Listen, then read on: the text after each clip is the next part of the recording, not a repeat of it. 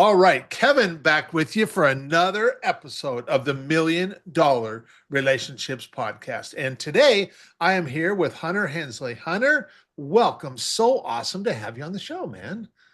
Thanks, Kevin. I appreciate it. Happy to be here. You, yeah, I'm looking forward to this. And I want to start by just giving a quick shout out to Kurt Ludhart because Kurt is the one that connected you and I.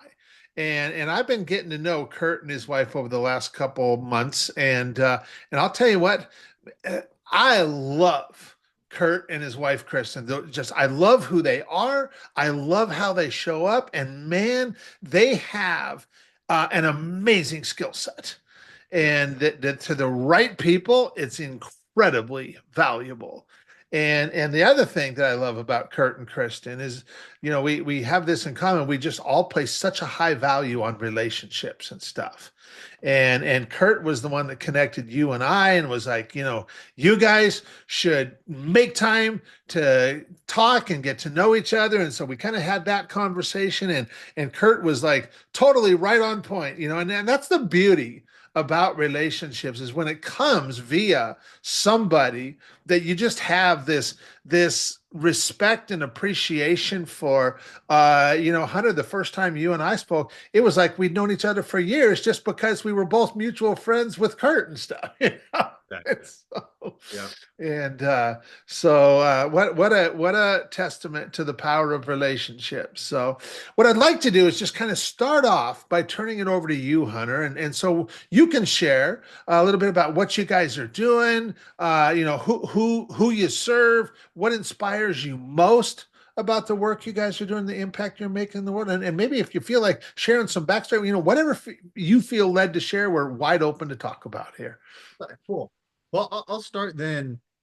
As this is about relationships, God's been a major role, even though I didn't know it at the beginning of my career here. But I can start from the beginning. I actually used to be a Yeah. painter contractor. So I do like custom homes, apartment complexes, real blue collar type stuff. My Uh-huh. dad was an entrepreneur, so I always knew I wanted to own a business, and I thought it would be something in that realm, like blue collar realm, just because that's what I'd been doing for 5 years. And then I saw an ad on Facebook to learn how to sell stuff, but he said, "Hey, you don't have to sell it like a car salesman. You can sell things that'll actually benefit people and be more of like a consultant."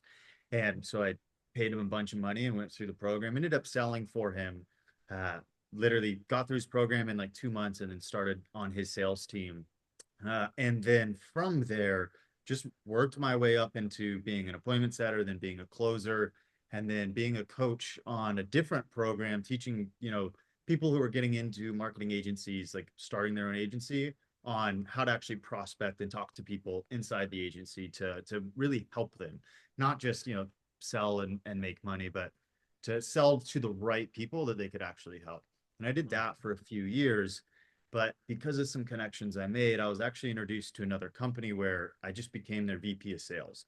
We're Okay. talking a year and a half into my sales career. Somehow I'm running the sales team of a company that was doing 800,000 to $1 million a month after I was there for the first 60 days, Wow. which was Wow. an incredible experience. And this is where like I at that point wasn't very much of a believer. I was raised super Christian, but it wasn't like when I turned 18 and moved out of my parents' house, I also was just like, this is crazy, this whole religion stuff. I'm good. I can Uh, relate to that whole story right there. Raised in the church, but once I got out on my own, I kind of went my way for a while. exactly. Yeah. So running this company, it's a crazy turn of events as I was looking for a financing company to use to so my sales team could close more deals. I mean, people are like, "Hey, can we split this up into payment plans?" And while yes, we can, it's like also we want as a business to collect as much money up front as possible. So I found my current business partner, a guy named Grant Eilertson. He had a company called Free Life Funding. So we started a relationship. We both lived in Arizona at the time. So we went out to lunch and, had a good time and started to develop a relationship outside of us just using his company for financing, and ended up going through a divorce and then moving to South America. But during that process, he was looking for a sales rep. there was a couple of guys on the team that we were downsizing and moving some things around. We were having to let them go. Great sales reps. So I connected them, had a conversation with Grant maybe a week later. And he's like, yeah, none of them were going to be a fit. But I'm curious, why haven't you wanted to work with me? It's like, well, I assumed that if you wanted me, you would have specifically asked me instead of saying, hey, do you know anybody who'd want to roll like this? I was like, oh, dude, I would love to work with you. I said, sure. So I left running the sales team and actually just started being a sales rep for a financing company, which was a startup. Like, not doing they were doing, Free Life was doing maybe $10,000 a month at the time. So I came in and I worked 12, 14-hour days with Grant, and it was a lot of fun. A lot of fun. It didn't feel like work. And within 6 months, we were doing a couple $100,000 a month at that point, to the point where Grant decided, hey, it makes more sense to make you an equal partner in the business than it does to pay you the commissions that I would have been making. So obviously I accepted because I knew I wanted to own my own businesses at some point in life, and here was the perfect opportunity to do so. So I accepted and then started working with Free Life. And in this process, I mean, you have to learn a lot of stuff. And in the coaching space, anybody who's listening that is in the coaching space knows that banks consider it a very high risk industry. Well, we lost our lender overnight one night. They just said, we're no longer going to lend in this space. So there goes, it was about 70% of our revenue was gone. Okay, we need to figure out what to do. Well, we had connections to some other banks that would lend in the dental space, and we started lending there. The issue with that is you have office managers who they've been there 15, 20 years and they're not going to make a change, even though we had better terms for them, better terms for the patient. Like overall, it was a better product than any other lender that they had, but it's a new thing. They don't care. They don't want to learn a new thing. And I get it. So we were struggling for a bit, and we realized we needed to develop something that would allow a dental practice to know what is the best solution for their patient to use, what financing that they out of the 10 that they have, which one's the best, and only running their credit one time, like running a soft credit check one time to be able to see all of this information and then point their customer in the right direction. So now that patient, they go through one application and then they get approved instead of getting denied for a few different ones. And it's a lot of embarrassment when we're talking about, your credit profile. I mean, I've been there where my credit's been under 600 and it sucks. You don't want to even apply for things, right? Yeah. Even though there's solutions out there. So we rolled out a new software called Simple Check. And we used a couple of different data providers where we would run a soft credit check using first name, last name, and then physical address, Okay. and a phone number. So, patient comes in, sits down, they're in the office. Cool. I need to move forward with these implants. Let's see what you can qualify for. Here's my information. And then we'd pull up a list and say, hey, here's, proceed credit is number one, Free Life funding is number two. Here's the cost it'll cost you as a practice. Here's what it'll cost your patients, a whole thing. And in that process, we're just continuing to develop relationships.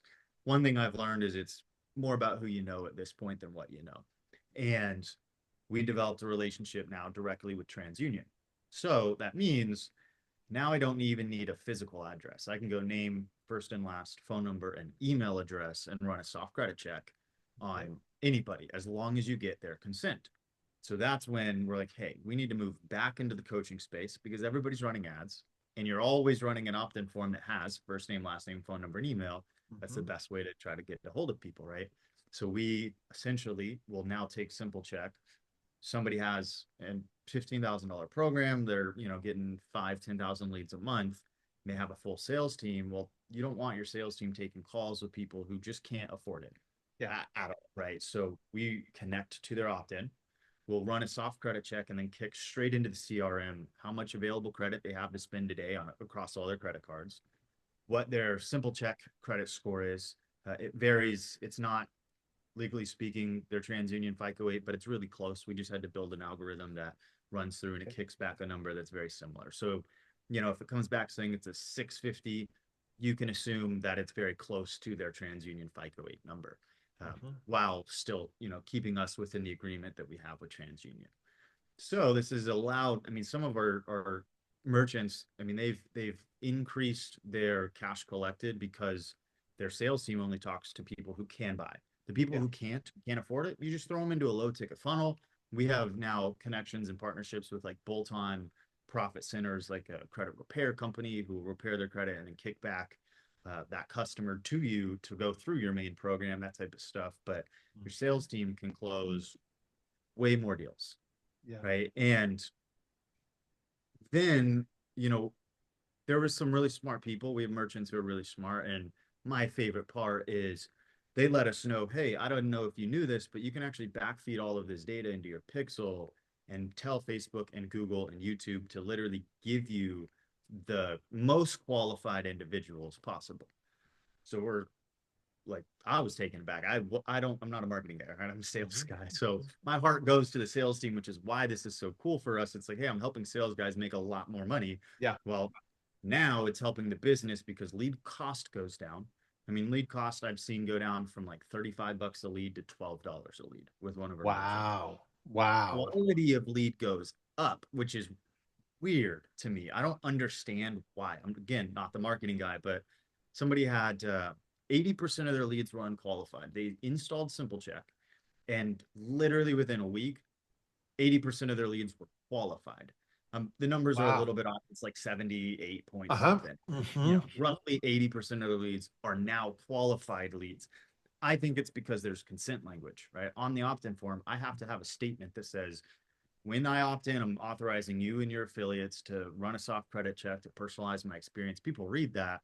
And if you have terrible credit, well, you're just probably not even going to opt in because you Sure. know You just you're won't not even going to. fill out the form. Right. Yeah. You're like, hey, I'm not going to opt in. It's fine. So that's been really cool to see. And then seeing people, I mean, just seeing the effect that this has, not just on a sales team, which is where my heart lies, but really on an entire business and how much revenue they're driving in. Like, it's crazy. It's been really cool.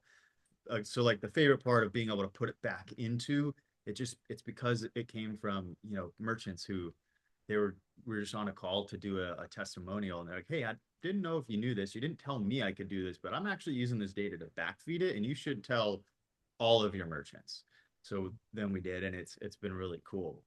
uh, the only other thing that I would say is important to know, and this is a cool number from a sales rep, is most companies have an average closing rate of 25-ish%, maybe 20 Uh-huh. to 30 to give it a Hmm. broad range. After installing Simple Check, the average company, which means some companies way lower, some Uh-huh. companies way higher, Hmm. right? But the average goes between 45 and 55% closing rate. So Wow. just by adding a software, right? Again, That's taking phenomenal. calls that you're not going to like that can't afford it. So there's other factors as to why, but as a company, if you knew 50% of every call that gets booked is going to close, I mean, you can do the math based on whatever your ticket price is and cost per acquisition is Yeah. to Yeah. really be able to see the benefits of using Simple Check. Yeah. Wow. That's fascinating. That is fascinating. So I'll save it for later because I want to follow my flow here, but I'm going to circle back with you at the end because I'm sure that there's some people that just heard what you shared and are going to be like, "Man, Kev, I want some more info on this," and we'll make sure we do that at the end. And so okay. So now that we've set a little bit of context here, Hunter, uh, I'm going to switch gears just a little bit and I'm going to ask you the question that I ask every one of my guests. And so what I'm going to ask you is, have you ever been introduced to a person or persons who completely changed the course of your life or your business, so much so that much of what you have today would not be possible if not for this person or persons? And Hunter, I'm just like, I'm really excited to dig in with this with you and just kind of hear your story and your experience around this topic of relationships. Yeah. Yeah. So obviously, yes. I think in this day and age, if somebody answers that question as no, then They're not they're going to not be here on this podcast. they're not going to be they're not going to be on the podcast. I don't know if they're a real person. Maybe it's an AI. You know, in this day and age, relationships. I mean, it's everything. Yeah, yeah, yeah. So tell us about, one or two relationships that just really stand out for you of having been so impactful on your life and on your business? Well, first and foremost, I mean, all glory goes to God, right? He's putting people in my life and these relationships that I'm about to talk about. Um, Again, whether or not I recognize the fact that he existed or not at the time. So all glory goes to him. But the big two that come to mind is my father, because I just saw him running his own companies, being successful, and there was a lot of negative things about my upbringing. Don't get me wrong. However, still seeing the mentality, like he was extremely stubborn, and I got that, which I think is very important in an entrepreneur, to be stubborn. Like, hey, I might not be making a lot of money when I'm on this startup, but I know that as long as I stick to it, I will eventually be able to have the impact that I want. And when I do have that, money is going to just flow easily. So my father for sure, just to see that, and then my business partner. So Grant, when we met and had a relationship, it was an incredible thing. I mean, not only on the business side of stuff, to be able to really, to mesh well together, and our personalities meshed well together, but I mean, sales, he's probably the best sales rep I've ever seen. And I've learned so much from him. Like, I went through a great program, and being able to have him, like, literally every single time I had a call, like, we go through and review it and all that, when I was working for him instead of just as a partner, like, to be able to grow that skill set, it's given me a lot of confidence just in the world, knowing there's so much I can do. Like, if you can sell one thing, you can sell pretty much anything, right? Which is how I got my wife, sold myself to her. There you go. And more than that too, is he when I met him, he had just, become Christian. He had gone through, there was a medical issue where he basically had like a growth in his pelvis the size of a grapefruit, and it went away 100% just through prayer. There was Wow. no medication, there was no certain nothing, just through prayer. And he told me that story, and he would always talk about God and talk about Jesus. And I never, like, I mean, at this time in my life, I was like, God doesn't exist. Like, it's all fake. Jesus wasn't a real person. I went down some crazy rabbit holes, but just talking with him repeatedly, eventually it piqued my interest. So I started talking to him more, and he introduced me to the pastor of our church now. And we had a few conversations, and it made me realize, like, okay, A, and this is how it happened, was A, if the Bible's true and everything else, like, there's a heaven and there's a hell, and if you don't believe it, you're not going to heaven. Well, I don't want to be making the wrong decision.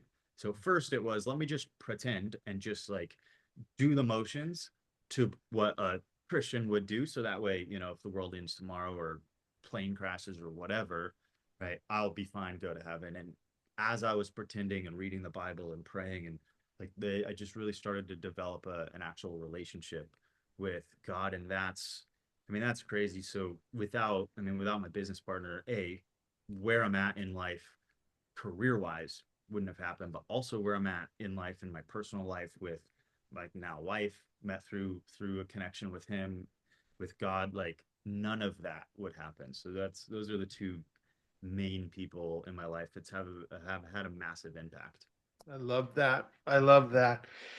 So if you look back on your life and consider both these relationships with your father and with Grant, I mean, what is an example of a situation where you personally got to make a really substantial impact, so much so that maybe it even surprised you a little bit in the moment, but you also realize that that would have never been possible if not for your relationship with either Grant or your father. What's an example of something like that, Hunter?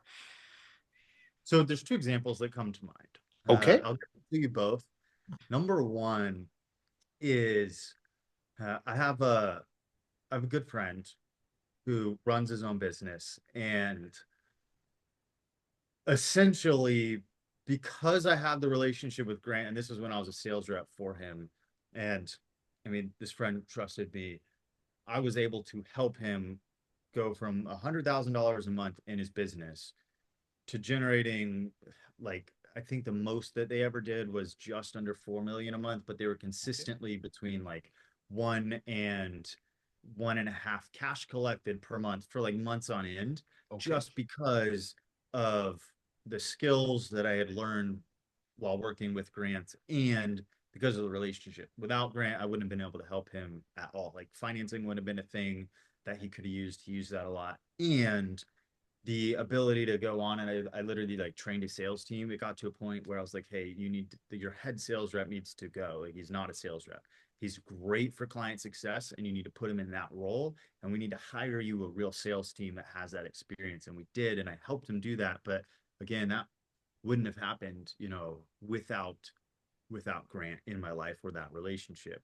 Yeah. The other thing, and this is more of a really personal side. It's not about business at all, but where I got married to my now wife back in March of last year uh, was Grant's house. He's a really nice house in Georgia. When we met, we both lived in Arizona, and then I moved to Columbia. And just through the relationship, he said he was going to move to Georgia. I was a single man, and I was like, hey, what am I going to do? I mean, I might as well go be with my business partner and live in Georgia. So in Georgia, and this was after he had made me a partner at this point because we were doing so well.